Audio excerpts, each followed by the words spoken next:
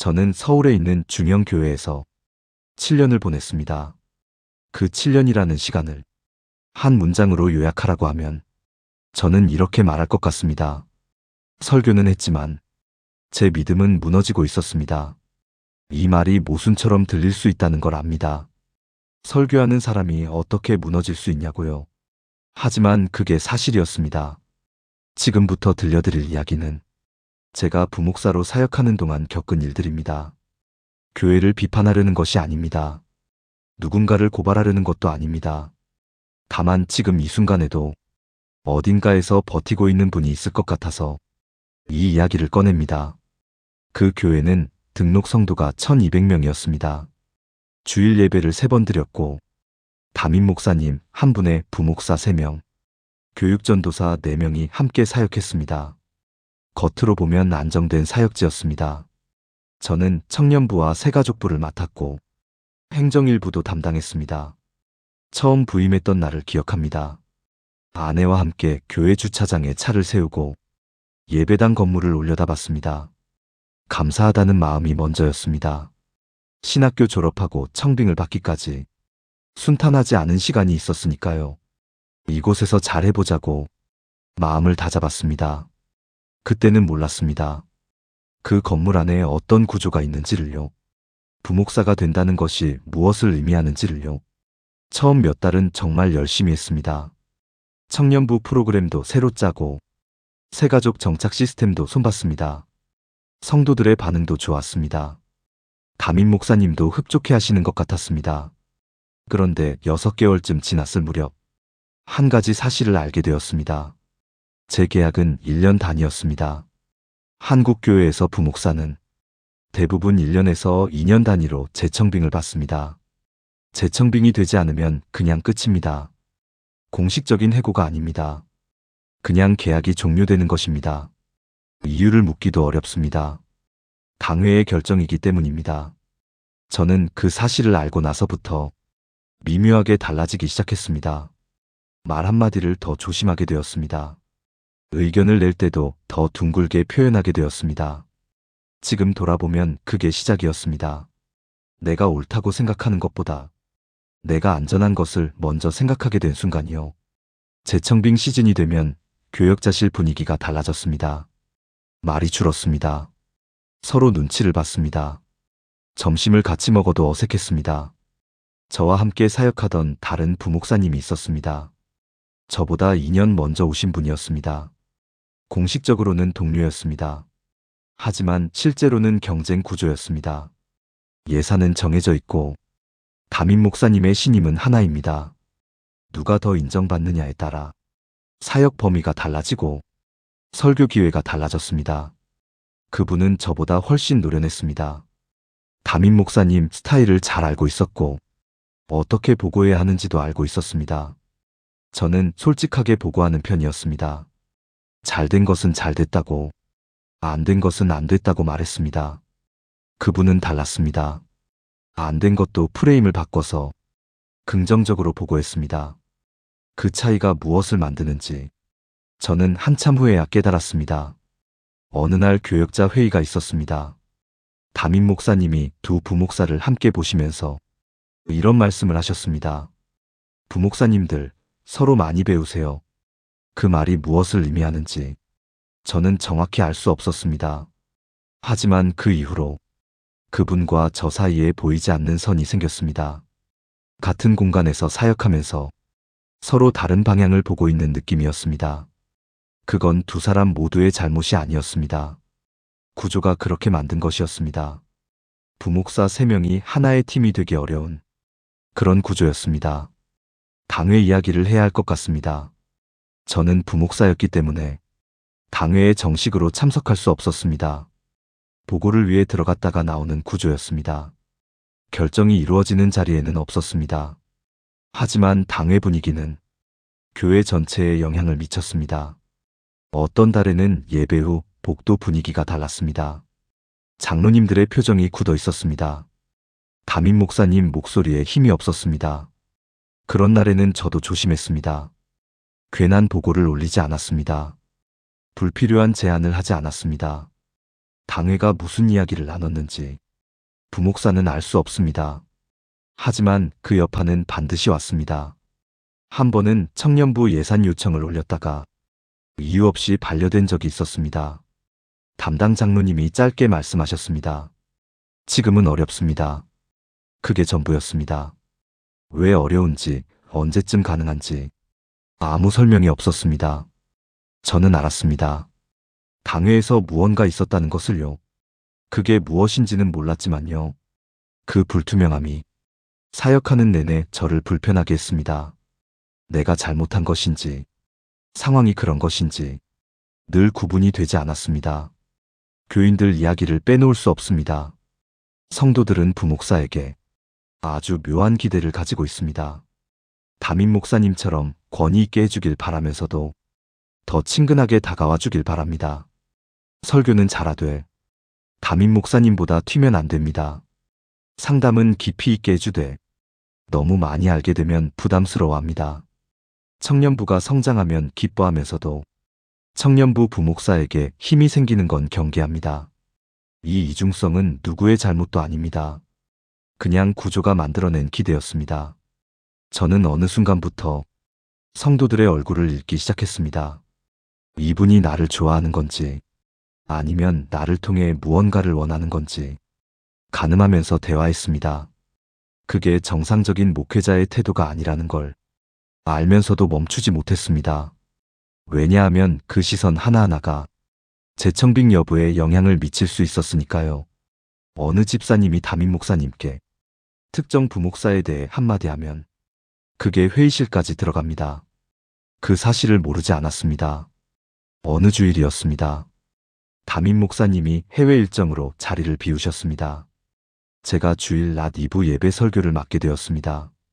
솔직히 두 가지 마음이 있었습니다. 하나는 감사함이었습니다. 오랫동안 기다렸던 기회였으니까요. 다른 하나는 두려움이었습니다. 잘하면 어떻게 될지 알 수 없었으니까요. 설교 준비를 하면서 처음에는 평소처럼 안전한 내용을 구성했습니다. 그런데 준비하다 보니 오랫동안 말하고 싶었던 것들이 올라왔습니다. 청년들에게 진짜 하고 싶었던 이야기들이요. 결국 저는 그 이야기를 하기로 했습니다. 설교가 끝나고 청년들 중에 우는 사람이 있었습니다. 예배 후에 찾아와서 인사하는 분들도 있었습니다. 유튜브 조회수도 평소보다 높았습니다. 그날 저녁 저는 기쁜 마음으로 집에 들어갔습니다. 그런데 그 주 당회 모임에서 장로님 한 분이 말씀하셨습니다. 부목사님 설교가 좋더군요. 그 말이 끝나는 순간 회의실 공기가 이상하게 바뀌었습니다. 제가 예민한 게 아니었습니다. 분명히 달라졌습니다. 그 다음 달부터 제 설교 순번이 줄었습니다. 아무도 이유를 말해주지 않았습니다. 그날 밤 저는 혼자 노트북을 열었습니다. 그 설교 영상을 다시 봤습니다. 한 번, 두 번, 내가 무슨 말을 잘못했나 찾아봤습니다. 신학적으로 틀린 부분이 있었나 살펴봤습니다. 너무 감정적이었나 생각해봤습니다. 유튜브 댓글을 읽었습니다. 조회수 그래프를 몇 번이나 확인했습니다. 아무런 문제가 없었습니다. 그런데 순번은 줄었습니다. 그때 저는 처음으로 이 구조를 정확하게 이해했습니다. 내 설교의 질이 문제가 아니었습니다. 내가 얼마나 잘하느냐가 문제가 아니었습니다. 내가 얼마나 적당하냐가 중요했습니다. 그 깨달음이 이상하게도 저를 무너뜨렸습니다. 그 이후로 저는 무난하게 설교하기 시작했습니다. 파격적인 표현을 걷어냈습니다. 청중이 크게 반응할 만한 구성을 피했습니다. 설교를 준비하면서 이걸 다듬는 게 아니라 이걸 죽이고 있다는 느낌이 들었습니다. 하지만 멈추지 않았습니다. 그게 더 안전했으니까요. 사례비 이야기를 해야 할 것 같습니다. 저는 월 220만 원을 받았습니다. 사택 제공에 4대 보험 일부 지원. 제 또래 친구들은 연봉 6천, 7천을 받고 있었습니다. 처음에는 비교하지 않으려 했습니다. 사역은 돈으로 하는 것이 아니라고 생각했습니다. 그 생각은 지금도 틀리지 않다고 봅니다. 하지만 생각이 현실을 해결해 주지는 않습니다. 한 번은 재정부 보고서를 볼 기회가 있었습니다. 교회 연간 수입 규모와 지출 항목들이 나와 있었습니다. 건물 유지비, 선교 후원, 각종 사업비, 그 항목들 사이에서 교역자 사례비가 차지하는 비중을 찾았습니다. 굉장히 작은 숫자였습니다. 그날 저는 메모앱에 짧게 뭔가를 적었습니다. 사례 인상 요청에 대한 내용이었습니다. 어떻게 말씀드릴지, 어떤 근거를 들 수 있을지 짧게 적어봤습니다. 그리고 몇 분 후에 지웠습니다. 부목사가 돈 이야기를 꺼내면 영적이지 않은 사람이 됩니다. 그 사실을 누가 가르쳐 준 것이 아닙니다. 구조 안에 들어오면 자연스럽게 알게 됩니다. 그래서 지웠습니다. 그 주에 당회에서 리모델링 예산이 통과되었습니다. 상당한 규모의 금액이었습니다. 예배당 로비가 새로 바뀌었고 화장실이 고급스러워졌습니다. 그 공사가 진행되는 동안 저는 매일 그 현장을 지나쳤습니다. 딱히 무슨 감정이었는지 정확히 표현하기 어렵습니다. 억울함은 아니었습니다. 부럽다는 것도 아니었습니다. 그냥 어떤 무게였습니다. 이름 붙이기 어려운 무게였습니다. 어느 날 밤 아내가 조심스럽게 말했습니다. 우리 아이 영어 학원은 힘들겠지요. 저는 아무 말도 하지 못했습니다. 담임 목사님과의 관계를 이야기해야 할 것 같습니다. 목사님은 공개적으로 저를 아끼는 것처럼 보이셨습니다. 우리 부목사님 참 열심히 합니다. 그 말은 진심이었을 것입니다. 하지만 개인적인 자리에서는 늘 일정한 거리가 있었습니다. 한 번은 청년부 수련회 방향을 두고 회의 자리에서 의견을 드렸습니다. 청년들이 질문할 수 있는 시간을 늘리면 좋겠습니다. 요즘 청년들은 일방적으로 듣는 방식보다 스스로 생각하는 시간을 더 필요로 합니다. 목사님은 그날 아무 말씀도 안 하셨습니다. 그냥 넘어갔습니다. 그 다음 주부터 제가 중요한 회의에서 빠지기 시작했습니다. 그 회의에서 제가 빠진 것이 제 발언과 관련이 있는지 없는지 공식적으로는 알 수 없었습니다. 하지만 저는 알았습니다. 선을 넘었다는 것을요. 그 선이 어디에 있는지를 말로 설명해주는 사람은 아무도 없습니다. 넘어봐야 알게 됩니다. 한 번은 회의 후에 목사님이 저를 따로 부르셨습니다. 부목사님, 교회는 한 방향으로 가야 합니다. 그게 전부였습니다. 무슨 맥락인지 설명이 없었습니다. 저는 고개를 끄덕였습니다. 그 말이 무슨 의미인지를 저는 알고 있었습니다. 네가 생각하는 방향이 아니라 내가 생각하는 방향으로 가야 한다는 것이었습니다. 그 말에 반박하지 않았습니다. 반박할 수 있는 구조가 아니었습니다. 그리고 가장 무서웠던 것이 찾아왔습니다. 기도가 안 나오는 날들이 계속되었습니다. 설교 준비를 하면서 본문은 연구했습니다. 주석을 찾고 구조를 짰습니다. 그런데 가슴이 움직이지 않았습니다. 말씀이 저를 향한 것처럼 느껴지지 않았습니다. 수요 예배 후에 청년 한 명과 상담을 했습니다. 20대 중반의 청년이었습니다. 직장에서 힘든 일이 있었고 신앙적으로도 혼란스러운 시기였습니다. 저는 말했습니다. 하나님은 신실하십니다. 어떤 상황에서도 포기하지 않으십니다. 그 말을 하는 순간 제 안에서 다른 목소리가 울렸습니다. 정말입니까? 저는 하나님을 의심한 것이 아니었습니다. 지금도 그렇게 생각합니다. 제가 의심한 것은 저 자신이었습니다. 나는 정말 부르심을 받은 것인가? 아니면 그냥 이 구조 안에 들어온 것인가? 그 질문이 새벽에 잠을 깨우기도 했고 예배 도중에 마음속에 올라오기도 했습니다. 답을 찾지 못한 채 하루가 지나고 한 달이 지났습니다. 그 시간을 버티게 해준 건 솔직히 말하면 신앙보다 의무감에 가까웠습니다. 내가 떠나면 청년부가 흔들릴 것이다. 내가 없으면 새 가족이 정착하기 어렵다. 그 생각이 저를 붙들었습니다. 지금 돌아보면 그것도 착각이었습니다. 교회는 제가 없어도 잘 돌아갔습니다. 결정적인 일이 있었습니다. 어느 저녁이었습니다. 아들이 저에게 말했습니다. 그 아이는 그 당시 초등학교 2학년이었습니다. 아빠, 교회 그만두면 안 돼. 이유를 물었습니다. 아빠는 교회 다녀오면 항상 화나 있어. 그 말이 제 심장을 찔렀습니다. 아이는 아무것도 모르고 한 말이었습니다. 그냥 느낀 것을 말했을 뿐이었습니다. 그런데 그 말이 7년 동안 제가 쌓아온 것들을 한순간에 무너뜨렸습니다. 저는 성도들의 믿음을 지키려 했습니다.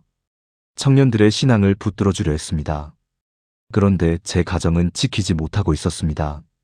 아내의 침묵이 무엇을 담고 있는지, 아이의 표정이 무엇을 말하고 있는지 저는 보지 못하고 있었습니다. 아니, 보면서도 외면하고 있었는지도 모릅니다. 그 주에 저는 담임 목사님께 면담을 요청했습니다. 잠시 쉬고 싶다고 말씀드렸습니다. 목사님은 잠깐 생각하시다가 말씀하셨습니다. 지금 나가면 쉽지 않을 텐데.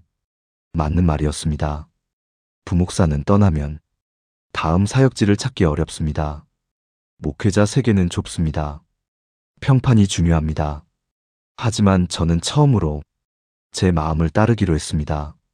사직서를 제출했습니다. 사직이 알려지면서 여러 반응이 있었습니다. 가장 많이 들은 말은 걱정이 아니었습니다. 의아함이었습니다. 왜요? 거기 좋은 교회 아닌가요? 그 말 안에는 여러 의미가 담겨 있었습니다. 멀쩡한 자리를 왜 나왔냐는 것이었습니다. 일부 목회자 선배님들은 직접적으로 말씀하셨습니다. 거기서 버티지 못하면 어디서 버팁니까? 부목사가 원래 그런 겁니다. 너무 예민한 거 아닙니까? 그 말들이 틀렸다고 생각하지 않습니다. 어쩌면 맞는 말일 수도 있었습니다. 하지만 그 말들이 저를 향한 것이 아니라 저를 제자리로 돌려보내려는 것처럼 느껴졌습니다. 같은 신학교 동기들 사이에서는 소문이 돌았습니다. 적응을 못했다는 이야기, 담임 목사님과 갈등이 있었다는 이야기, 결국 못 버텼다는 이야기. 실제로 어떤 자리에서 저는 그 이야기를 직접 들었습니다. 그분은 제가 있다는 걸 모르고 있었습니다. 그 말을 듣는 순간 도망치고 싶었습니다. 하지만 그 자리를 조용히 벗어나면서 저는 이상하게도 화가 나지 않았습니다. 그냥 슬펐습니다. 7년이 그 한마디로 정리되는 것 같아서요. 사직 이후 몇 달은 참 힘들었습니다. 수입이 없었습니다. 사택을 비워야 했습니다. 이사를 했습니다. 아이들은 친구들과 헤어져야 했습니다. 아내는 아무 말 없이 짐을 쌌습니다. 그 침묵이 오히려 더 무거웠습니다. 저는 아무것도 하기 싫은 날들이 계속되었습니다. 기도를 해야 한다는 걸 알면서도 하지 않는 날이 더 많았습니다. 성경을 펴야 한다는 걸 알면서도 손이 가지 않았습니다. 그냥 멍하니 있는 시간이 많았습니다. 그 시간이 얼마나 됐는지 정확히 기억나지 않습니다. 2달쯤 지났을 무렵이었을 겁니다. 어느 지인을 통해서 작은 교회에서 설교 도움을 요청받았습니다. 성도 수십 명 규모의 작은 교회였습니다.